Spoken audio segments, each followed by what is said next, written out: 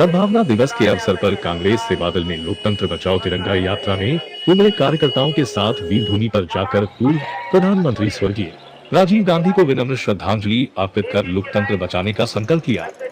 ये लोकतंत्र बचाओ तिरंगा मार्च है। देश का लोकतंत्र आज खतरे में है। खास करके संघी सोच वाले नरेंद्र भाई और अमित शाह दोनों ने मिलकर इस देश की हर व्यक्ति की आवाज़, हमारे मीडिया की आवाज़, हमारे कर्मशीलों की आवाज़ और भारत के हर किसान, महिला, मजदूर, वंचित पीड़ित की आवाज़ को दबाने का आज एक पूरा षड्यंत्र हो रहा है। ऐसा लग रहा है देश में कि हम दो हमारे दो मिलकर देश को लूटने दो। सिर्फ दो लोगों की ये सरकार है और पूरी की पूरी जनता जो है आज मुश्किल की स्थिति में है। शिक्षा की बात हो, स्वास्थ्य की बात हो, रोजगार की बात हो, देश आज बेहाली में है। और इसीलिए सेवा दल ने वही नारा लगाया है कि पहले लड़े थे गोरों से, अब लड़ेंगे चोरों से। ये देश का झंडा तिरंगा नहीं चलेगा दो रंगा। ये दो रंगी सोच वाले झंडे इस देश को बर्बादी की ओर ले जा रहे हैं। जाति, धर्म, प्रदेश और भाषा के नाम पर बांट रहे हैं। ये ना हो उसकी ये लड़ाई है और इसीलिए हमने सबने ठाना है कि देश के तिरंगे को झुकने नहीं देंगे।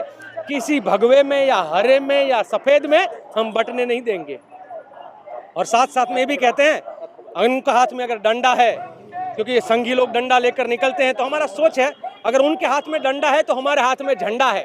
तुम डंडों से तोड़ोगे तो हम झंडे से जोड़ेंगे। और ये झंडे से जोड़ने का काम और जो नारा आज हम लोग दे रहे हैं कि देश में ना राशन है ना शासन है, पूरे देश में दुशासन है और भाजपा मतलब भाषण है।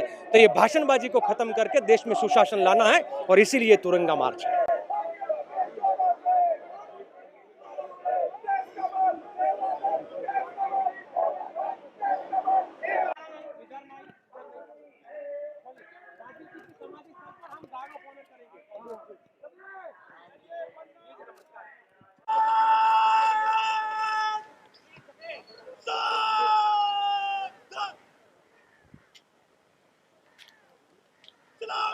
नीचे नुक्ते पर